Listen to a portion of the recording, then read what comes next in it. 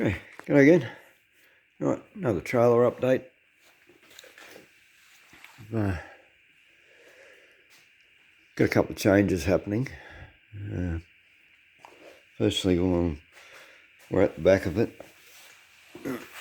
Sitting there looking at it. I wasn't like those tail lights were going to become bolt-on units for when I've not using the Volsci shell, when I've got a box tray on the back of that trailer. Because all this is bolt-on, it'll be interchangeable with other things, but yeah, and I was going to leave it till I got the trailer itself registered before taking them off and making them bolt on, but yeah, I've changed my mind on that because looking at this extra triangular piece that I put on the back, which sort of looks okay, but I was thinking, well, yeah, it'd look more Beetle if I just run that strip full distance around the back. Because it follows finding some sort of a channel or something that I can put on the bottom of it. I haven't got any more panel or nothing of that length with the fold lip, so yeah, probably going to have to weld it to something, either a bit of pipe or a square tube or something, so that there's a lip so you don't just have a sharp panel. But because there'll be a curve in that as well, so yeah, it'll be a little bit involved making that, but yeah, it'll not only look better, but it gives me somewhere to, run my wires out of view and out of harm's way where they can't get damaged. Connect the plugs and all that sort of thing. Like in behind that panel, I think I'm running 2 4-pin square plugs, like blade top ones. So, and they run down the centre of the frame, so yeah, they'll be able to poke straight out through the back there and be, I can just plug it in when I put the shell on and tuck them up out of sight, because I am, why I don't need these lights is I'm going to run the proper Volkswagen lights. I've got a set of rear tail lights, so be running Volkswagen tail lights on it, make it look more Volkswagen. Yeah, so obviously I'm going to have to take the shell off the trailer pretty soon, so before I can cut this off and redesign the back of it, make that a bolt-on panel and fill that in with another 3x3 angle at the back. The other thing, I think I already discussed this a little bit on the previous video, but I came to the conclusion when I was looking at how this is fitting that I can't use the hinges, the original hinges. Because when this opens, the back of it tucks in down below the panel like that, comes up. The lid comes up underneath the back panel. And and then it comes over it down here, so there's no way I could seal it up properly with it like that. The whole thing is going to have to lift up like this in order to be able to seal it off.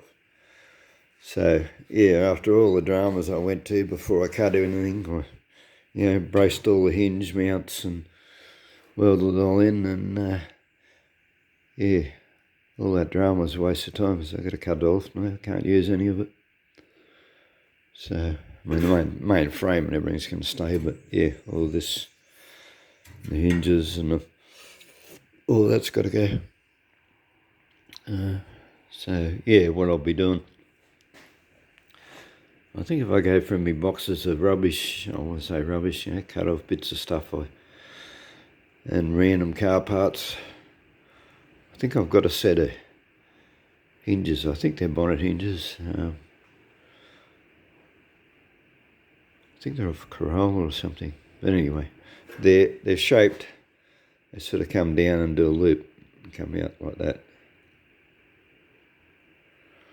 So that's what we're going to have to use. They're going to have to be hinged up here, like can't come out too far either. Got to be somewhere sort of before it curves down too far, like somewhere up on the where it's reasonably flat.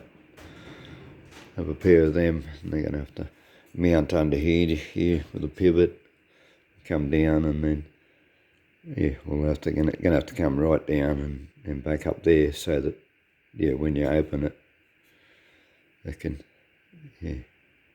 come out in this sort of fashion. Also means I won't be able to use the original Volkswagen spring either, which is okay because I don't actually have a spare one of those anyway, so I'd have to go in and buy one. But probably what I'll be doing, because I don't want to have to prop it up with a stick, or I don't like having rod holders either to hold them up. As you bump them, they falls down on your head, and then when they're not up, you got to clip them into something so they're not rattling or anything. So I think what I'm going to try to do is put a gas strut in there, and you can get them real cheap at Bunnings now. Like I can get a short 6-inch one for light pressure one, about $15. So why would you not go that way? So and of course I got this whole panel welded in. Went reasonably well. This was already dented in up here, and I knocked it out, but it's sort of sunk back in a bit. I don't think that's a heat buckle. I think it's probably because, as I said, it was already dented in, and it probably didn't help that I was actually leaning on it when I was tacking it, so I probably leaning on it helped it push in, but no big drama, that'll knock out okay. I'll wait till I'll ground it up first, and then I'll go over the whole thing. So, but said no drama. It's a bit short here. This is the front section of the roof, which obviously is not as wide as the middle section, because that was the middle section on the other side, and that came right round to here. This one's a bit shorter, so I have to add a patch, but it's no drama anyway. There's a rust hole in here, so there's a rust hole on the other side too, which I'll put a patch in.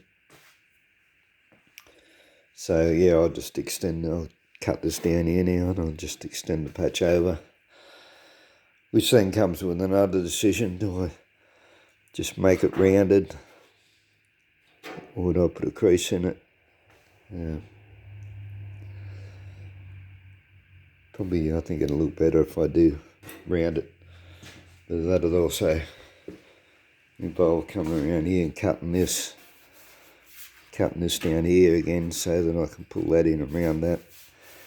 Because see, that's got a bit of a sort of a sharp bend there, so it would look better if it was rounded. So I think that's what I'll do. I'll just round that side, and then I'll come back, cut that again, and pull that in around it.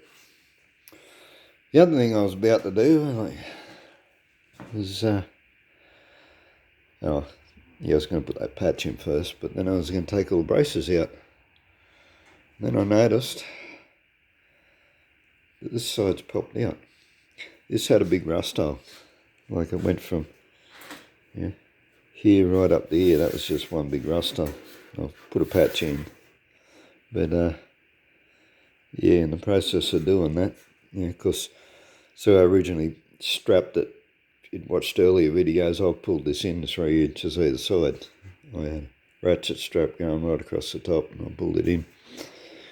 But in the process of cutting and welding this, it's popped out again. So I've got to get, hopefully you can see that on the camera. But I got to get rid of this bend now, and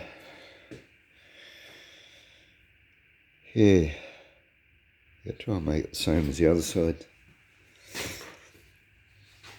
I can do a cardboard template, except I don't know if I've even got any cardboard that long. Or do I? Oh yeah, I do have. Don't really want to cut that bit up there. That's a box from quarter panel come in. Wish I'd have saved more of it, but I sort of keep that because that's good to stick on the floor. That's a ground sheet when you're crawling under the car. That's what it's been getting used for. But Suppose I can sacrifice it. But yeah, I think that's the go, is take a template off this side, then pull that in and match it by template. I'm also going to have to make a template over here too. I'm going to have to take the guard back off. And yeah, I won't make a template off the actual guard, because when I pull it off, it tends to pop out, tends to grow out a little bit once you take it off. So yeah, I think I'll be drawing a line along here with a Sharpie marker, making a template of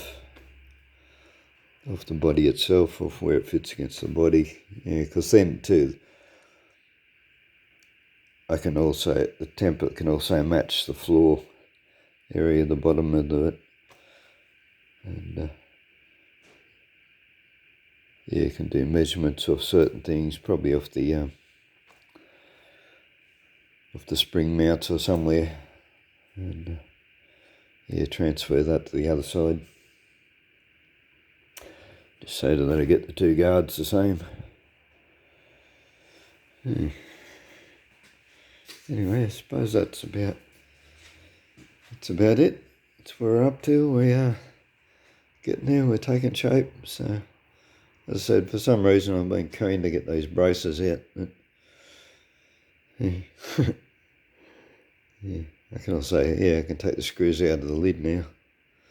Take that off. I'll have to reposition them anyway before I go making hinges, make it all fit properly. And yeah, I want it all fitting properly anyway before I put the roof on it, because this may well be all out of shape. That was bent and rusted anyway when I got it. So yeah, I'll be wanting to